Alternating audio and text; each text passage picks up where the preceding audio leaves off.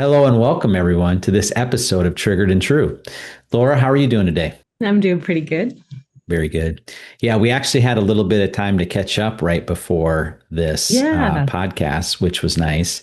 And one of the things I was sharing with Laura is that, as she knows, and now the listeners will know, I am working on a book that talks Woo! about, yeah, that talks about my journey through the compassion method. And one of the things that I'm recognizing is that when you are forced to write down your thoughts Yeah. and like explain it to others or teach, you really dig in deeper. And there's, even though I've been around this material for 6 years ish, I'm, So wild. It's been 6 years. yeah, there's a whole bunch of synapses going off for me. So, Yeah. No, I love Brian was allowing me to read. I've only gotten through the first chapter, but he sent me multiple chapters. Are you on chapter four? I am on chapter 6 now, the 10 Wow. gifts. That's amazing. Yeah, I need to Yep. get caught up. But one thing that I think is really cool from my vantage Just point. so everyone knows, Laura's, like timeliness sometimes, It but happens. I've learned it's a great opportunity for me because it may trigger me a little bit, but man, I've learned to just work through it. And with Yeah. Laura, I have learned to just roll with it. There's not a lot of people in the world I can just roll with it, but with Laura, I can roll with it. Yeah. So Well, part now I just of laugh about it. Yeah. yeah, part of not to, to give Oh, wait, myself there's a an pat on the excuse coming, back, isn't but it? yes, here it comes. No. But honestly, your chapters are really like weighty, like there's a lot to them. Like it took me a while to genuinely read through it. You know what I mean? Like it's one thing to skim through it and read through it and be like, yeah, that's good. But there's also like a lot to it. Even just chapter one was definitely had a lot to it that took me not a while to get through because of the context or like how you wrote it. You wrote it really well. You put in story, you put in examples, which I think is really important. But one of the things that I really like about it is I'm learning the compassion method from a different angle too. So it's not, Hmm. even though I'm the creator of the compassion method, when I hear you write the book from your perspective, it's like looking at it from a different angle. And it's really cool to be able to learn more through you learning more and presenting it to us. Wow. Never thought about that, but that is pretty cool. Yeah, so it is So, taking a little bit of time, but so it's you have definitely worth synapses. it. You have synapses firing too. So that's interesting. Yeah, no, So definitely. I we love all it. I have mean, a synapses big firing. part of how I learned too, even though I haven't written a book, was doing the content for the classes that we've done and everything. When you Well, you have to did write a actually, book. You wrote the Compassion Method workbook. oh, that's true. I did Yeah. write that book. So that is a Yeah. book for sure. It's a workbook. But being Yeah. able to teach it, writing it or teaching it helps us learn. And that's even on a neurological level. If there's anything that you've been really wanting to know, kind of like inside and out, write it, teach it, and you'll know it so much more than just learning it and absorbing it. You're actually being able to re-say it in your own way. Yeah. I always tell my team the best way to learn is to teach. It really is. So the final project is present it on a whiteboard, present it. Yeah. Yep. Yeah, Exactly. you will be forced to dig in to a much deeper level. Yep. No, that's great. Yeah. So I'm excited about the book. And I think hope all of our listeners are going to be able to get the opportunity to read it. Yeah. So timing wise, I'm hoping early next year. So Yeah, that's amazing. it should be finished by the end of this upcoming month. So yeah. Just like that. Yep. I just whipped out a book. Yeah. Well, honestly, I've been thinking about this for several years, and just Yeah. getting your thoughts in order has taken quite a while. And then there was, at first, I'm a pretty disciplined person, as some have listened to the podcast a while, like I'm a little maybe OCD ish. So I'm a pretty disciplined person, but I found it really, really difficult for this. Yeah. And I think there just had to be like a fullness of time before it was like, okay, you've got your outline, you've been adding to this outline, you've been kind of looking at this kind of on and off for 3 years. Now is the time. And then once I started rolling, now I'm having a hard time with the OCD of stopping. Yeah. Like That's awesome. I'm at a point where I'm like, if I could just go away for like 2 or 3 days and just do this, I could finish this. But, That's cool. life is not always that convenient, So, Yeah. Well, that's awesome though. You're in the flow. You got over the hurdle. I'm definitely in the flow. Yeah. Yep. Yep. Yep. Yep. Yep. So that's Exciting. good. Yep. So today's topic, for some of you that may wonder, how do we pick the topics for the podcast? We typically focus on things that are current for both Laura or I. Something that's current in my life, I'll run it by Laura and say, hey, this is something I'm bumping into. And sometimes Laura comes up with the idea because she's seeing things in her practice and with her students that seems to be a recurring theme. So, Yeah. what really was highlighted for this month's podcast was around issues of trust. And Laura just kind of ran into a bunch of, I think it was primarily students, maybe some in your practice too, that were running into trust issues where they were having a really difficult time, trusting others. Yeah. So maybe just expand on that a little bit. Yeah. It just seemed like for a couple of weeks that was a theme. And, it felt like people wanted to find like the answer to trust, but they wanted to find it more externally. Like, how can I, if I've had a breach in my marriage, how can I rebuild that trust? If I've had something happen in a friendship, how can I rebuild that trust? If I've had something happen with my employer, how can I rebuild that trust? Almost like kind of the how to rebuild trust.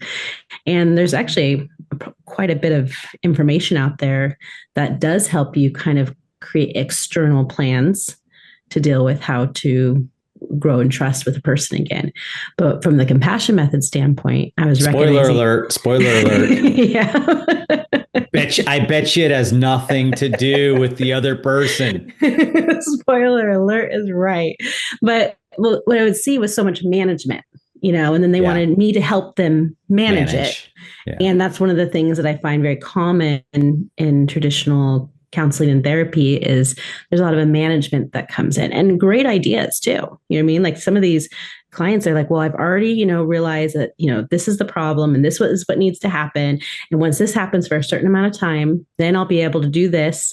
So there's this like really elaborate plan to rebuild trust, whether you're the person that broke the trust or a person broke the trust with you. We have these elaborate plans to protect ourselves from the pain we experience from whatever the situation was that caused us not to be able to trust that person again. But from the compassion method standpoint, it is all internal. There's an internal process going on with trust that even if that person does everything perfectly, or if you do everything perfectly, it does not guarantee that you're going to rebuild trust with that person. And it's pretty impossible to actually rebuild trust with someone when the issues aren't what they're really about. Right. Yeah. And I think it's important, whenever we get doing this and we talk about it's not about the other person, it's about what's going on inside of you. Yeah. Kind of the knee jerk reaction of people is to feel like, well, you're not hearing me. Yeah.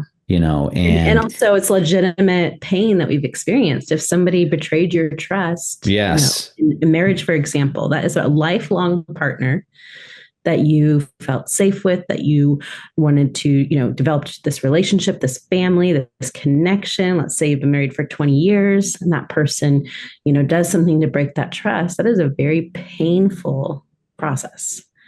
And that is painful no matter where it came from. Mm-hmm. So acknowledging it and grieving it and feeling it is just as important as recognizing where it internally came from in the beginning. Yeah. And I think it's very important that we're not saying that the pain's not real. No, that not what happens is not real. Pain's very real. And what happened matters, for sure. Matters a lot. And there's consequences to what happened. Exactly. And those all things are all true. And getting to the root of it, of why it's hard for us to trust, is also very important. Yeah. And you're also not saying to be a doormat. So let's just stick with that theme of what you said about the broken trust in a marriage, the infidelity or something along those lines. The consequences of that may be separation. Yeah, there could definitely be things that Absolutely. person has to do to protect themselves and their family if Yeah. the situation is not okay. So this is again, like, Brian just said, you're not a doormat. This isn't just saying, hey, it's nothing to do with them. You just have to deal with it. In fact, when we actually get to our own hearts and what's really going on, we're able to even take better care of ourselves because we're not looking externally, we're looking internally. And that could very well be creating boundaries, creating things that we're going to put in place to take care of our hearts and take care of ourselves. And the empowering thing about this is that you don't have to wait to be okay until the other person proves their trustworthiness. Exactly. And if they never can Right. prove it, That's the you point of can the still like the live a separation. Like full if that life. person continues to Yes. be untrustworthy, Yeah, continues in that, exactly. that infidelity, yeah, that would trust doesn't mean like, oh, I just have to taking care of yourself doesn't mean I just got to put up with it. Yeah. So you can live a full life of being able to trust others, regardless of what you've experienced with people not being trustworthy in your life. Yeah. Yeah. And that's so important because, like you just said, we're not waiting until the other person proves to us that they're trustworthy for us to trust in others as well as that person. Yeah. Yeah. So where would a person begin on this journey? And I think we talked about too that a lot of it stems from a lack of self-trust. Mm-hmm. Yeah. So where would you help, like in that scenario that you just talked about in the Mm-hmm. infidelity? And I hope that the listeners could think about whatever situation they're struggling with trustworthiness in the same Yeah. same frame. Yeah. But Exactly. And another thing is, making decisions in life. That was one of the incidences with a person. They were just like, I just have this big decision coming up. I can't figure out what to do. I'm losing sleep over it. I'm feeling very anxious about it.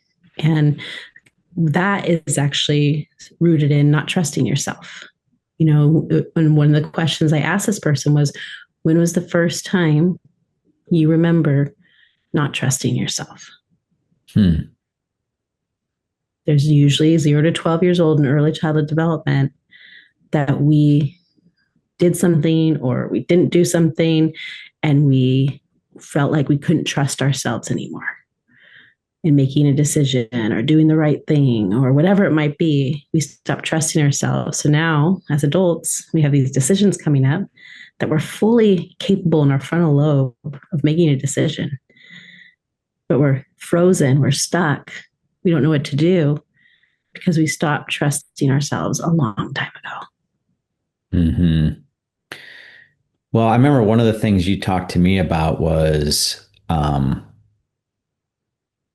you know, it's the triggered versus true. So who you're not trusting is your triggered self, because your Yeah, your your triggered self is kind of like your triggered self really is not very trustworthy, that's true. Very reactionary, very very reactionary. extreme. Doesn't Yeah, have it's that amygdala, it's our child brain that doesn't have that frontal lobe that can think in a broader sense, that can see perspective and solutions and resources and the ability to look through a situation. It's a primal way of thinking that really isn't going to be trustworthy because it's instant. It's whatever we're feeling in that moment that our reaction, our triggered self is going to be seen and it's going to be exaggerated. It's going to feel way bigger. It's going to feel all or nothing. It's going to be high stakes. So that's not necessarily a trustworthy, logical part of our brain. right. Even though the So feelings we're feeling are trust that we can trust, that we're feeling those feelings, our logic is not trustworthy in those moments. right, yeah, because we're not fully accessing it. Yeah, like you Yeah. said, and we like to think life is black and white. You're either triggered, you're either in your triggered self or in your true self. Yeah. No, there's this continuum. It's really There's a more of blend. a, am I more triggered than true or more true than triggered? That's really what it Yeah. is. Yeah, that's true. So what you had told me, and I just found this in my notes recently as I was doing the book research, you had told me, I was struggling with this decision, more along this lines of this decision making, trusting myself to make decisions. So you said that you're trusting your triggered self, not really, because your triggered self has made mistakes. Your triggered self has made reactionary decisions that were wrong. Yeah. And from Yeah. that place, you're scared to make decisions because you're scared of being Yes. wrong. It roots back to performance as a Hmm. protector. And being wrong is really, really, really wrong because it really, really is big. Yeah. Because it's coming back, shame spiral. Yeah. Like I made a mistake, I am a mistake. So what really helped me as I was able to get more connected to true self was I got more connected to the visionary, like when I did the how am I seen Yes. exercise. Yes. Your true The, self. the how am I seen exercise, I think, you sent it to 10 people. I think 3 or 4 people picked visionary. Okay. Well, a visionary person is kind of out there boldly making decisions that no one's ever made before in some Yeah. regards. You're Hmm. doing things, you're making decisions to do things no one's ever done before. That's kind of what goes with the territory of a visionary. And I had really kind of pushed that away because I wasn't trusting my decision making. Yeah. And now I'm much more confident in the decisions that I make because they are more grounded in my true self. So they're more connected to that visionary piece. Yeah. So, when I think about progress that's been made, that's just a huge area where I've really stepped into that part of who I Mhm. am. And it's made huge rewards in our business. Because Yeah. before, I would want it to be like, okay, I kind of want to put this out to a vote all the time. Hmm. Right. Exactly. Getting that approval, getting Getting that that approval, right? reassurance, having someone make the Reassurance. decision with you. Yeah. And in the leadership of a country, I think democracy is amazing, but that's not the way it works in business and in your home and in your, Yeah. it's not a democracy with your children. Like they No. don't get a vote necessarily. Like Yeah. you're going to listen to their feedback and it's like whatever, Yeah. but like the kids, this isn't like, hey, what should we do? And we all vote on it. Every now and then, maybe that's cute. And I think as a leader, you It's cute. recognize that 90% of the time, if your staff or whoever has a bent against doing what you're doing, you really should listen to that. But then there's that 10% of the time where they all may think you should go one way, but that you should go Yep. another. And you Exactly. got to have that confidence and trust in Mhm. yourself to do it. Because Yeah. otherwise, you're not a leader. Exactly. And that's You're a coming back to follower. that Yeah. self-trust. Exactly. And it Right. can come in all different forms. By you wanting to get a vote means you want the approval and the acceptance and the support of not making the decision on your own. Mm-hmm. But like you just said, even though we get feedback and we see it, hear Right. other people's opinions, which is very valuable and very important, at the end of the day, you make the decision as the business owner on what you're going to do. And we Yeah. want to be able to do that in peace, not waiting for something external to validate what we believe to be true for ourselves, but to be able to make that decision, even if we're wrong. Right.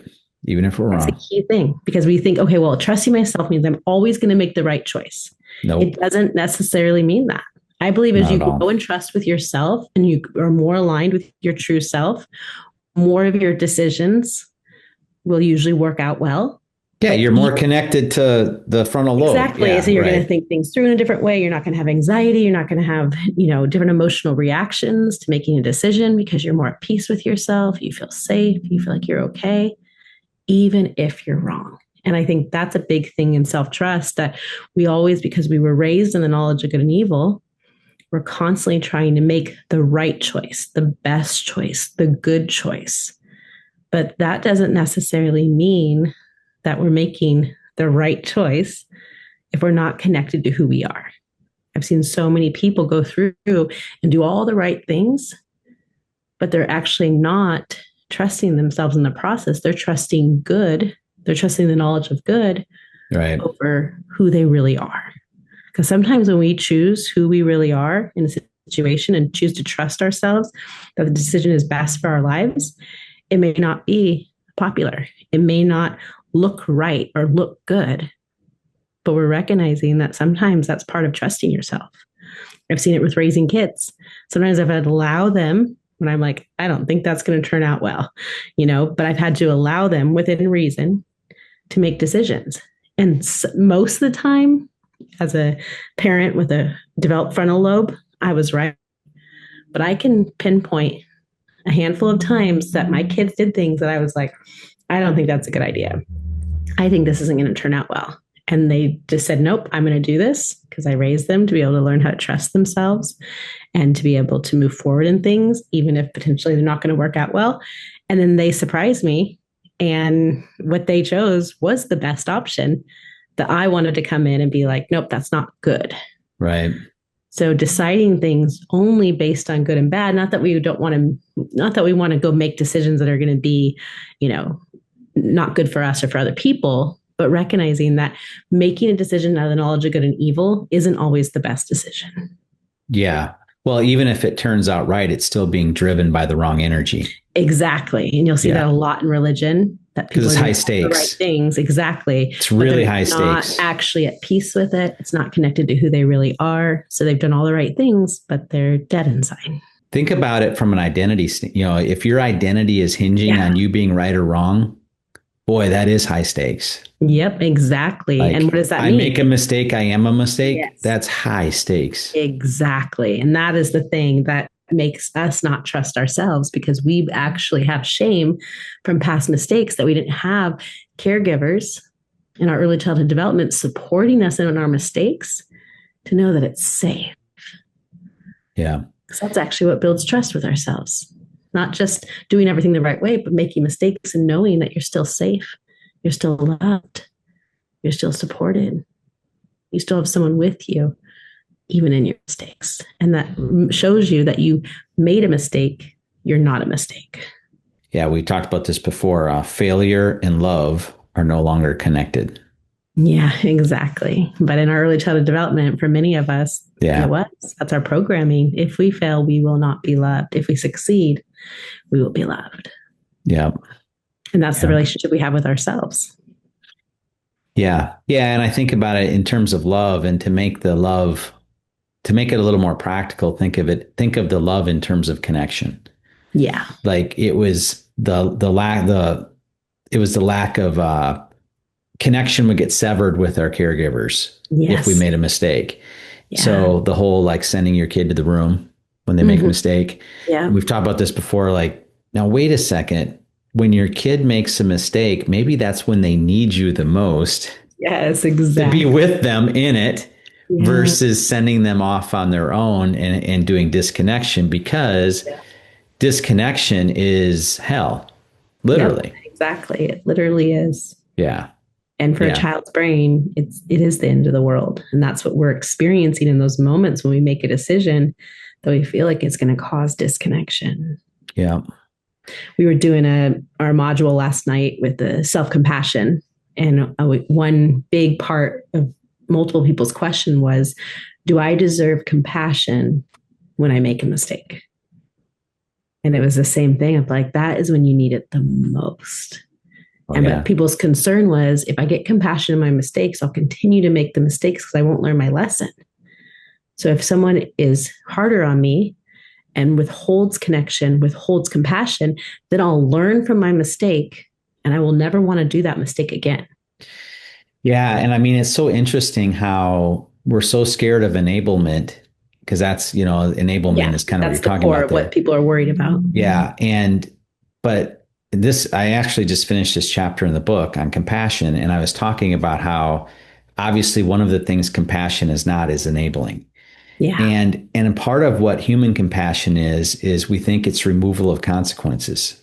Yeah, exactly. There are still consequences if we make a mistake. So if your child mismanages money, letting them suffer the consequences of that is very compassionate. Yes. But you don't have to punish them. It's the energy you come at them with. Away, tell them they're never going to be able to make a good decision. They can't be trusted, take their money away, all the things that we end up doing to try to teach the lesson instead of letting, I believe, majority of consequences are natural. that when you mismanage money, you're going to have a consequence, but I'm here to be with you in it. That's what compassion says. It doesn't say mismanaging money is okay. It says, I am here to be with you in it. And I'm also Mm-hmm. here to let you lend my adult brain to you so you Yeah. can learn how to manage money. Because, of course, with an underdeveloped brain, you're not going to be able to manage money well. Right. But if we just withhold and we, and cause the person to feel like they're not going to be able to be supported and loved in it, then they're going to become frantic to make good financial decisions. They'll probably go on to be very successful in financial decisions with high anxiety, Absolutely. Yeah. depression, big reactions, because even though they made all the right decisions, they're still feeling that pain. Yeah. And I think another big piece of it is it's not the removal of consequences. And that means that most of what we call discipline, whether it's us disciplining ourselves, is very much driven from the knowledge of good and evil, very much shame driven. Yeah. Okay. So it is driven from the standpoint of, like, I'll just think about parenting. A lot of my discipline in parenting was to try to help me be okay. I Yeah. was scared, especially as they got older. I mean, when they were younger, their misbehavior was so much lower stakes because it's like, they're digging through a cupboard they shouldn't be digging through. When they get older, it's they're hanging around with some people that, it could be literally life or death, and they're doing things. So the stakes go up quite a bit. So a lot of my discipline was driven because I was scared and Mm-hmm. I was trying to be okay. Yeah. I had to have them be okay for me to be okay. That Yeah. codependency, Yeah. so that was a lot of my discipline. So, yeah, no Which, wonder if you're a yeah. kid growing up in that, that's pretty high stakes if you make a mistake then. Yeah, So you exactly. could you Because could your be like, parents not okay. your parents not okay. Yeah. Yeah. And I feel like that, I mean, because we're talking about self trust, I think with parenting, self trust is so important and so valuable because a big part of us is not trusting ourselves and being able to have consequences, to be able to teach and train our kids because we're so dysregulated and we're so triggered that we're not able to trust ourselves. And then this is a key thing too. If we're not able to trust ourselves, we're not going to be able to trust our kids. I can, even if Right. my kid makes a bad decision, I still trust in who my child is. To me, their mistake is a reflection of ignorance, of reaction, of Their own not pain. of their own pain. The crap I didn't do for them when they were a kid. Yeah, exactly. Thinking But of the like, older kids. Yeah. Right. but that to me, that is what's going on here. They're not trustworthy because they made a decision that was not a healthy decision for them. They're still trustworthy, even though they made a decision that wasn't trustworthy. And that's a really important distinction with kids. I'll hear that commonly with teenagers and young adults. My parents don't trust me. Right. And the parents will be like, well, you did this thing, of course we don't trust you. But does a child learn how to trust themselves if we Right. don't trust them and we see their mistakes as who they are? Yeah, one of the things I shared in the chapter on compassion was from the prodigal son, the story of the prodigal son, which I'm sure a lot of listeners are very familiar with. But that was a powerful, powerful example of everything we're talking about. And so, kind of, without going too great into detail, but in the story, rebellious son, father very wealthy, rebellious son asks for his inheritance. The head Mhm. scratcher is the father gives it to him.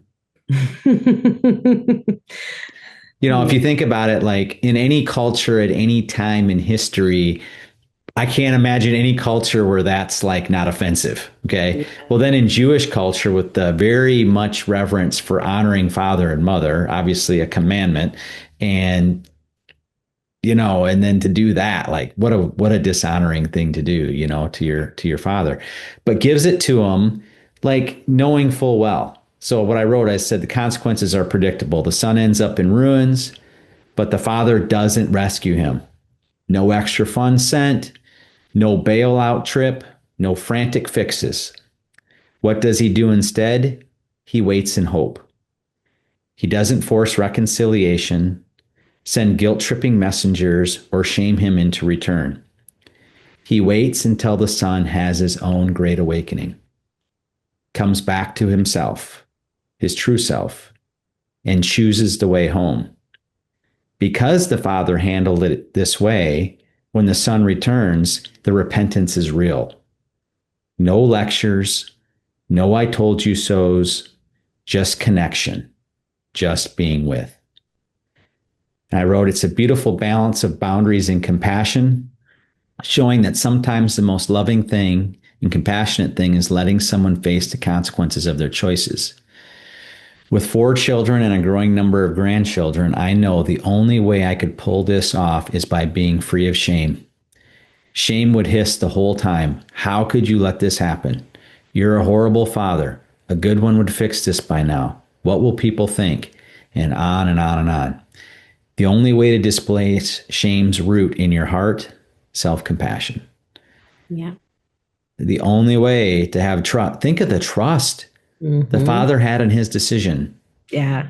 And I love the part of that story where he's not passive aggressively waiting for his son to come home either. We're like, finally, you're here, and like, making him repent and earn it. But he sees him, coming and runs to him. That is the eager anticipation and trusting that his son is going to come home to him, that he had trust in his son in the midst of his terrible choices.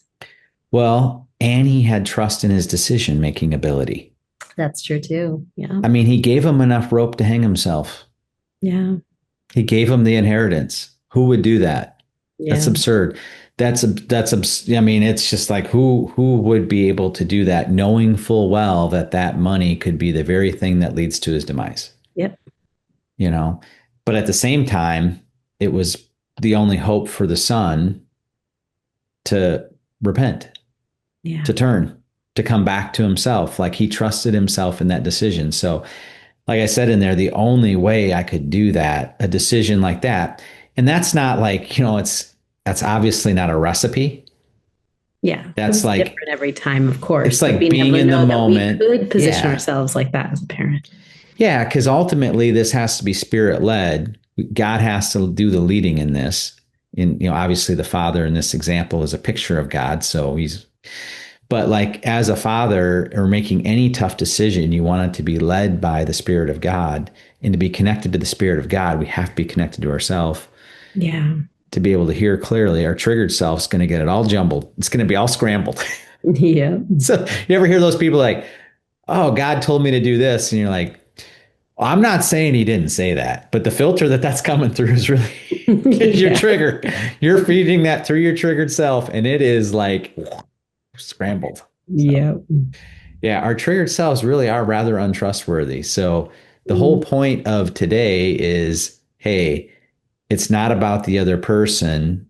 Yeah. It's not about them proving their trust.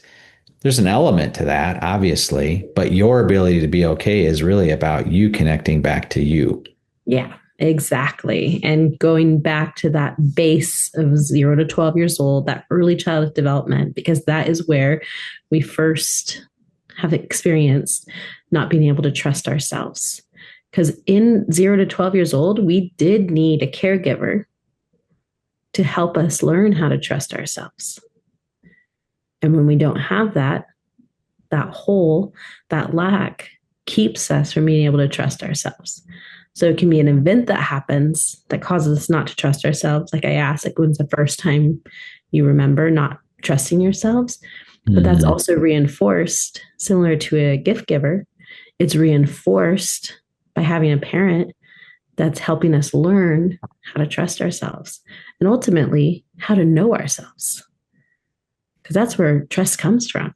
It's, I know who I was created to be. Right. I know that I know who I am. Exactly. I know who I am. Mm-hmm. So I don't put my trust in good or bad decisions. I put my trust in who I am. And I make decisions from that place because it's been reinforced and supported by caregivers that came alongside me and taught me and saw me in the process and heard me in the process and protected me and was with me. And to clarify, bringing in caregivers, Mm-hmm. if that wasn't from your Exactly. If you biological didn't have parents or parents your being able to primary help you, caregivers. you need to bring in people that have trusted you in your life. Where have you Yeah. felt trusted? That's going to help restore that self-trust. Yeah. Because many of us are not trusting because we didn't have that support in our formative years of learning how to trust ourselves. Yeah. When people become what they call, like when you have to grow up too soon, be over responsible, Yeah. take care of yourself. Most of those people have such a difficult time trusting themselves because they didn't have that reassurance and support of someone bigger than them being with them in the decision making. They grew up way too fast. They were making decisions beyond their Yes, they're 8 age. years old making decisions that weren't theirs to make in the first place. So of course they don't trust themselves because of that. Yeah. Kind of a funny story. We have a client that he's kind of turned things over to the next generation. So we don't work with him directly anymore. We work with his kids, but he would call in and he would ask for advice with one of my traders. And he would, what do you think about this? What do you think about the corn market? And my trader would just lay out all the factual information and say, what the opinion was. And like more times than not, he would do the exact opposite of what. And my guy who came to my office, he's like, I don't even know why he asks, but there's an example. And this guy, 100%, like he trusted himself. Like he'll take the input, but he kind of already knew what he wanted to, he already kind of had his mind made up, and he was just, he was looking to learn or whatever, he wasn't being condescending about it. He was just like very confident in his decision making. Yeah. And whenever that client would make a decision on that or anything else, it was like, nope, this is what we're going to do, and we're going to roll with it. Yeah. So there's a lot to be learned from that. There's something very valuable about trusting ourselves, and in connection to trusting others, to bring it back to kind of what we were first talking about with, if somebody has broken trust with you, a couple different practical steps is to first recognize, why does this bother me so much? What does it mean to me? If someone broke my trust in the same way they broke your trust, we would both process it differently based on our early childhood development, based on who we are. We would look at it differently. So it's finding out specifically what bothers you about this. I've talked to multiple different people over the years of people that have had infidelity or had, financial mistakes or different things that they felt like they couldn't trust their spouse anymore in. And why it bothered them and why it would bother me were so different. Oh, like, wow. There's just so many different reasons why. We have like our universal, what people would think if they experience that. But then when you kind of funnel that down to your specific reason why it triggers you and why it causes what bothers you about it, that is so key. Because if we just label it with, well, it's just wrong. Why? Why does that mean so much to us? Often we'll go back to, if I felt abandonment when I was younger, if I felt lack if I was younger, if I felt these different things younger, when you repeat something very similar that I experienced in my early childhood development, it's going to hurt me in a compounded way. It's going to make what you did so much bigger to me because of my lack and my pain. Mm-hmm. Step one, what does it mean to me? Why does it bother me so much? And going to that root pain and bringing comfort and care to it. And then the second part would be, when did I lose trust with myself? Whether that was I didn't have a caregiver to support me in trusting myself, or an event happened that caused me to believe that I wasn't trustworthy. Being able to connect it to yourself and connect it to the trauma and the lack that we experience.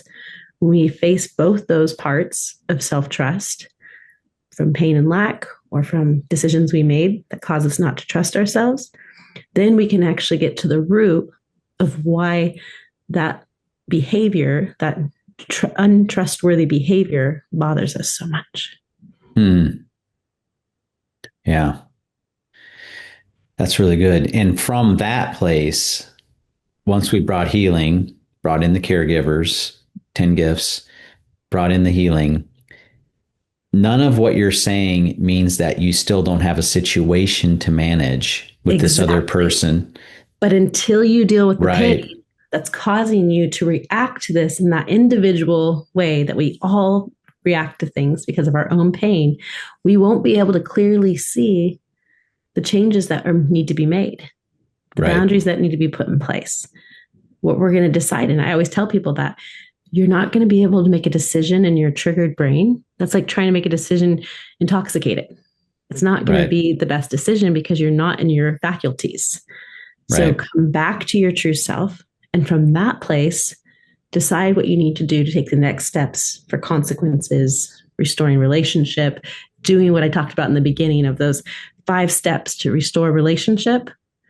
That would be the opportunity then to be able to do those things that help restore relationship. But I Yeah. The wouldn't thing jump that you into read in the book, the self yes, help book, or wherever you did. exactly. Yeah. Yeah. Yeah. Yeah. There's Yeah. probably great ideas of what to do from that place, but you're not going to be able to actually truly trust if you don't deal with the wound and the pain that's causing the mistrust within you, that that person's decision triggered within you.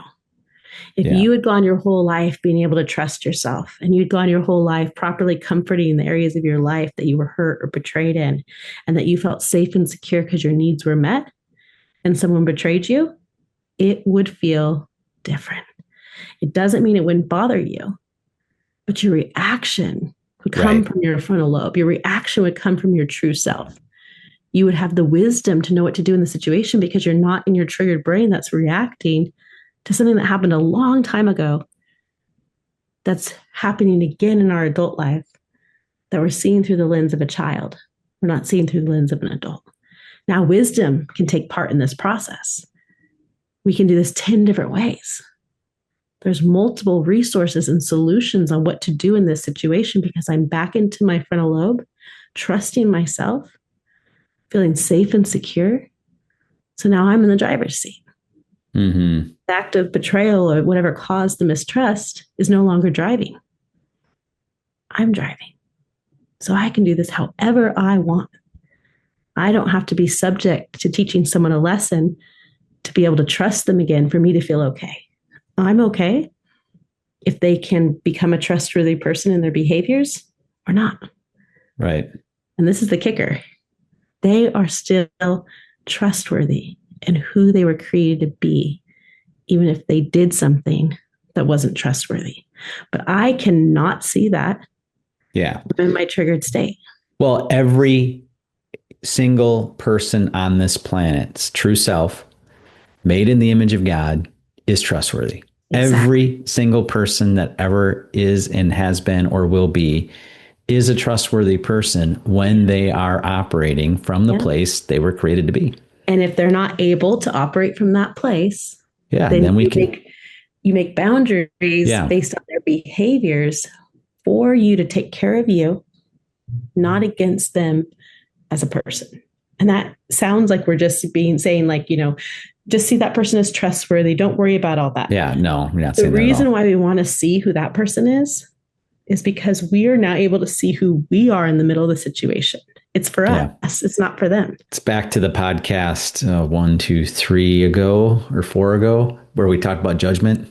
Yeah. It's like if we're judging them untrustworthy and we're calling that trustworthy as their identity, well, that's a mirror image, and that's probably more something reflection of where we see reflection of where ourselves we at. see ourselves. Yeah. Exactly. Yeah. I mean, I think one of the things that really jumps out to me as I just think about the whole process and the whole thing is that, you know, when you grasp this and the more time you can stay connected to your true self, life just gets a lot less high stakes. Mm-hmm. Yeah. You know, it's like, it's just think about how high stakes everything is when you have to have somebody else outside of you do something for you to be okay. Because how Exactly. much autonomy or control do you really have?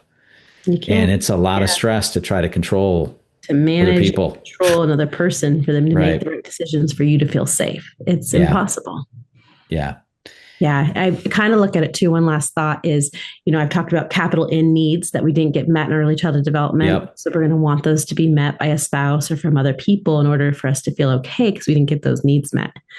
I would challenge you to look at certain situations and see if you're trying to get a capital T trust met from that person. Mm-hmm. That's bigger than a lower key trust of what happened in the current situation. Yep. When we're trying to get that capital T trust met from that person because of what they did to hurt us, the mistakes they made, it's ultimately going back to our early childhood development. We have a capital T need for trust. Mm-hmm. Get that need met. We still need trust from that person, but now it's lower stakes, like you talked about. Now it's a lower T trust. We still require it. We still need it. It's still important for relationship and connection, but I don't have to have you be trustworthy for me to be okay. I can be okay, even if you don't know how or you can't be trustworthy. Yeah, and from that place, the strategies we put together in the books we read, the knowledge, the wisdom, it's just going to be so much better. Yeah, exactly. How we do these boundaries, how we try to help that person.